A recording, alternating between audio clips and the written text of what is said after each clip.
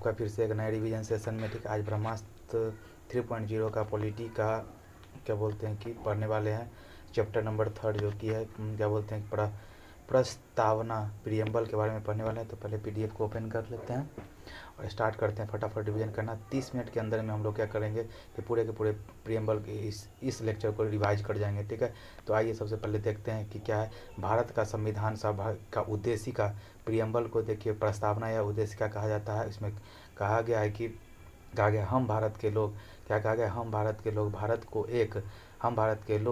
भारत को एक संपूर्ण प्रभुत्व संपूर्ण प्रभुत्व समाजवादी पंथ निरपेक्ष लोकतांत्रिक गणराज्य बनाने के लिए तथा उसके समस्त नागरिकों को सामाजिक आर्थिक और राजनीतिक न्याय विचार अभिव्यक्ति विश्वास धर्म और उपासना की स्वतंत्रता प्रतिष्ठा और अवसर की समानता प्राप्त कराने के लिए तथा उन सब में व्यक्तियों की गरिमा और राष्ट्र की एकता और अखंडता को सुनिश्चित करने वाली बंधुता बढ़ाने के लिए दृढ़ संकल्प होकर अपनी इस संविधान सभा में आज तारीख 26 नवंबर 1949 ईस्वी को मिति मार्क्सिस शुक्ल सप्तमी संवत 2006 विक्रमी को एतद द्वारा इस संविधान को अंगीकृत अधिकृत और आत्मनिर्भर करते हैं। ठीक है ना, ये था पूरा का पूरा प्रियम्बल। अब इसको खोल के पढ़ते हैं आराम से। प्रस्तावना जिसको उद्देशिका अंग्रेजी में इसको प्रियम्बल बोलते हैं। इसको 13 दिसंबर 1946 जवाहरलाल नेहरू ने संविधान सभा में उद्देश्य प्रस्ताव प्रस्तुत किया, जिसे संविधान सभा ने 22 जनवरी 1947 को, तो 2 डेट आया का 13 दिसंबर 1946 और 22 जनवरी 2047 को स्वीकार कर लिया गया। ठीक है ना, तो 13 दिसंबर 1946 को पंडित जवाहरलाल नेहरू ने संविधान सभा में प्रस्तुत किया और उसको 22 जनवरी 1947 को स्वीकार कर लिया गया। सर्वप्रथम प्रस्तावना यूएसए के संविधान में शामिल हुआ था। ठीक है ना, और भारत का जो कि यूएस का संविधान सबसे पुराना संविधान है और सबसे छोटा भी है, 7 ही अनुच्छेद है उसमें। ठीक है ना, भारत के संविधान की भाषा ऑस्ट्रेलिया से, भारत के जो प्रस्तावना है उसकी भाषा ऑस्ट्रेलिया के संविधान से ग्रहण किया गया है। उसमें बात करते हैं प्रस्तावना को, तो पहला लाइन है हम भारत के लोग, मतलब we the people of India. इसका मतलब होता है कि संविधान में शक्ति का स्रोत कौन है, भारत के नागरिक है। ठीक है, भारत का स्वरूप क्या है, तो भारत को क्या है, भारत का स्वरूप 4 स्वरूप है। ठीक है, संपूर्ण प्रभुत्व संपन्न माने सोवरेन, समाजवाद माने सोशलिस्ट, पंथ निरपेक्ष माने सेकुलर, लोकतांत्रिक गणराज्य माने डेमोक्रेटिक रिपब्लिक माने ट्रिपल एस डी आर याद कर लीजिए। एस से हो गया सोवरेन, एस से सोशलिस्ट, ठीक है, एस से सेकुलर और डी से हो गया डेमोक्रेटिक और आर से रिपब्लिक।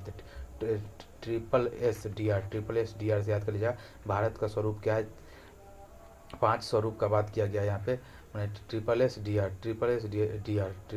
आर संपूर्ण प्रभुत्व संपन्न समाजवादी, मतलब भारत को संपूर्ण प्रभुत्व संपन्न समाजवाद पंथ निरपेक्ष लोकतांत्रिक गणराज्य। ठीक है ना, लोकतांत्रिक गणराज्य।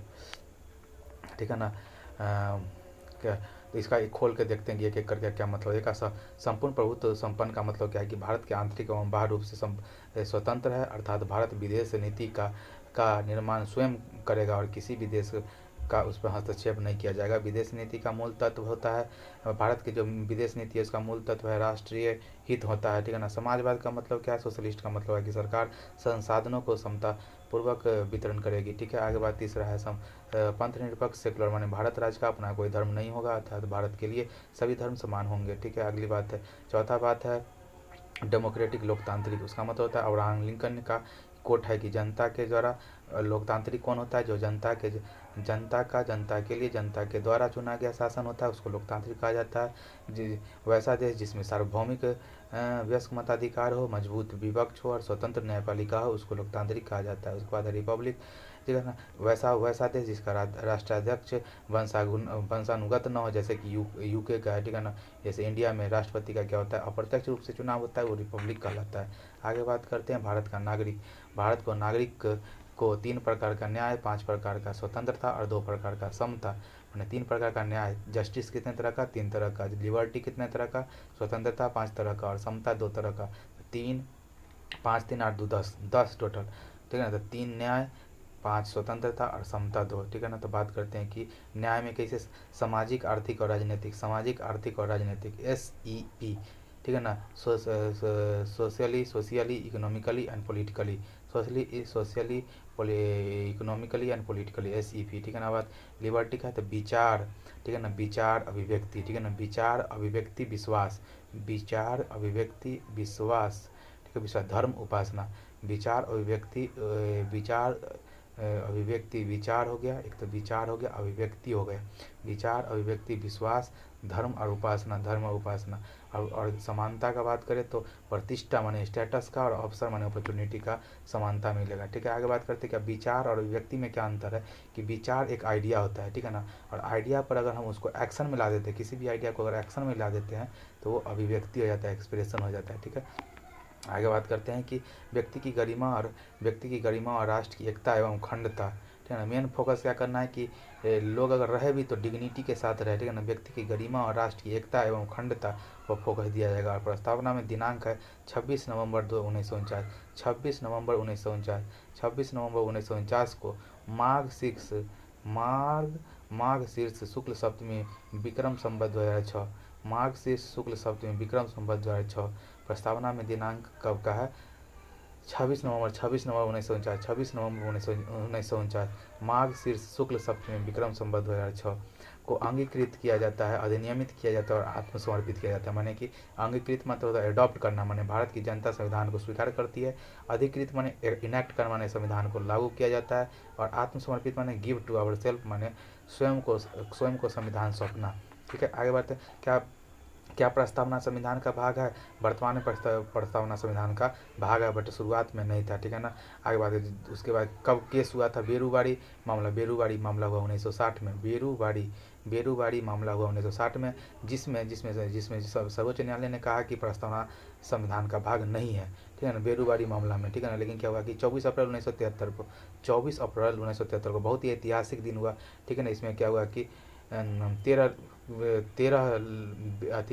जज का न्यायाधीश का बेंच बैठा, जिसमें केशवानंद भारती केस में सुप्रीम कोर्ट ने एक निर्णय दिया, जिसमें प्रस्तावना को संविधान का भाग माना। तो बेरूबाड़ी मामले में 1960 में नहीं माना, और क्या कहते हैं कि 24 अप्रैल 1973 को मान लिया, ठीक है। आगे बात करते हैं क्या प्रस्तावना में संशोधन हो सकता है, तो यह तो वही क्या 24 अप्रैल 1973 से केशवानंद भारती केस में के बाद हुआ है। तो 42वां संविधान संशोधन 1976 के बाद, 42वां संविधान संशोधन 1976 के द्वारा प्रस्तावना में संशोधन किया गया। इसमें 3 शब्द को जोड़ा गया है, समाजवाद सोशलिस्ट, समाजवाद सेकुलर और अखंडता सबको जोड़ा गया, ठीक है ना।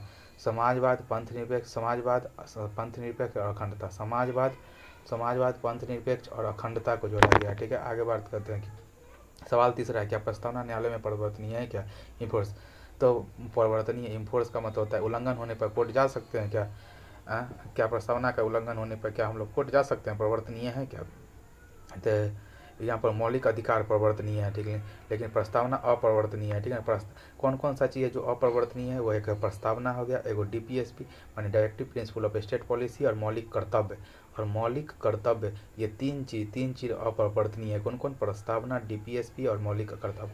तो अपरिवर्तनीय कौन है, मौलिक अधिकार है। इसमें हम जाके कोर्ट पे क्या करते हैं कि अपील कर सकते हैं। निष्कर्ष क्या निकला, और देखिए प्रस्तावना का निष्कर्ष क्या है कि ठाकुर दास भार्गव जी प्रस्तावना को संविधान की आत्मा कहा, ठाकुर दास भार्गव जी हैं, उन्हें प्रस्तावना को संविधान का आत्मा कहा। और KM मुंशी ने राजनीतिक जन्म कुंडली बोला, ठीक है ना। प्रस्तावना को राजनीतिक जन्म कुंडली बोलने वाले कौन थे, KM मुंशी साहब थे। ठाकुर दास भार्गव जी प्रस्तावना को संविधान का आत्मा कहा, ठीक है। तो ये हो गया। और क्या कहते हैं कि आगे है कि अंग्रेजी में देखिए प्रस्तावना ये है, फिर अंग्रेजी में जो प्रियम्बल ये है, the constitution of India preamble, we the people of India having solemnly, ठीक है ना, resolve to constitute India into a sovereign socialist secular democratic republic and to ensure to all its citizen justice, social, economical and political liberty of thought, expression, belief, faith and worship or equality of status and opportunity, and to promote among them all the fraternity, ensuring the dignity of the individual and the unity and integrity of the nation. In our constitutional assembly, this 26th day of November 1946 to hereby adopt, enact and give to ourselves this constitution. ठीक है, आज के revision session में इतना ही, मिलते हैं फिर नए रिवीजन सेशन में, तब तक के लिए बाय।